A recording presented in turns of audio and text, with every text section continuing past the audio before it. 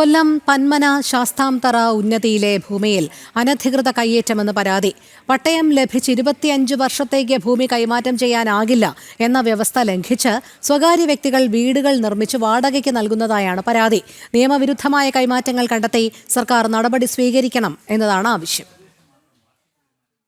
പന്മന പഞ്ചായത്തിലെ 5-ാം വാർഡിൽ സ്ഥിതി ചെയ്യുന്ന ശാസ്താംതറ ഉന്നതിയിൽ 2015-ലാണ് ഭൂരഹിതർക്കായി പട്ടയം പതിച്ചു നൽകിയത്.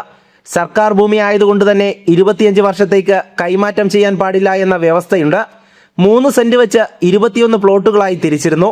എന്നാൽ ഇന്ന് 9 വീടുകളിൽ സ്ഥിരതാമസക്കാരും 3 വീടുകളിൽ വാടകക്കാരുമാണുള്ളത്.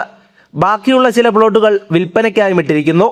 ചട്ടം ലംഘിച്ച് ഭൂമി കൈമാറ്റം ചെയ്തതായും വാടകയ്ക്ക് കൊടുക്കുന്നതായും പൊതുപ്രവർത്തകനായ രാഗിത്താണ് തഹസീൽദാർക്ക് പരാതി നൽകിയത്.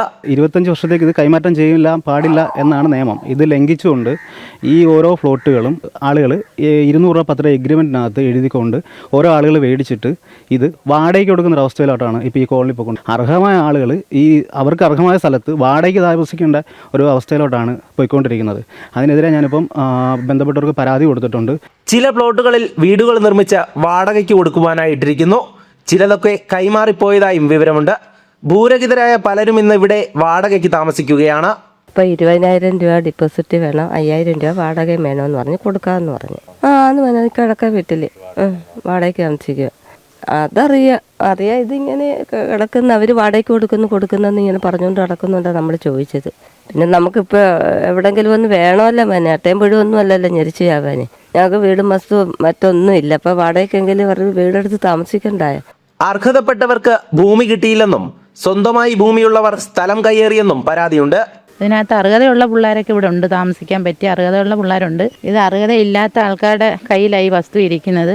ഇതൊക്കെ ചുമ്മാതെ കിടക്കുന്നതാണ്. ഓരോരുത്തർ വിറ്റിട്ട് പോയി വാങ്ങിച്ചിട്ടേക്കുന്നതായത്. ആരും താമസിക്കുന്നതുമില്ല. ഇങ്ങനെ ഓരോരുത്തരും കൈകാര്യം ചെയ്തിട്ടേക്കുന്ന പുരയിടങ്ങൾ. അപ്പോൾ പിന്നെ അത് താമസിക്കാൻ അർഹതയുള്ളവർക്ക് എല്ലാവരും മക്കൾക്ക് കൊടുത്തുകൂടെ? പട്ടയം കൈമാറ്റം ചെയ്യാൻ കഴിയാത്തതിനാൽ 200 രൂപ പത്രത്തിൽ എഗ്രിമെന്റ് വെച്ചാണ് ഭൂമി കൈമാറ്റം നടത്തിയതെന്നാണ് ആരോപണം. നിലവിലെ സാഹചര്യത്തിൽ സർക്കാർ ഇക്കാര്യത്തിൽ അടിയന്തരമായി അന്വേഷണം നടത്തണമെന്നും അർഹതപ്പെട്ടവർക്ക് ഭൂമി നൽകണമെന്നതുമാണ് ആവശ്യം. ജനം, കൊല്ലം.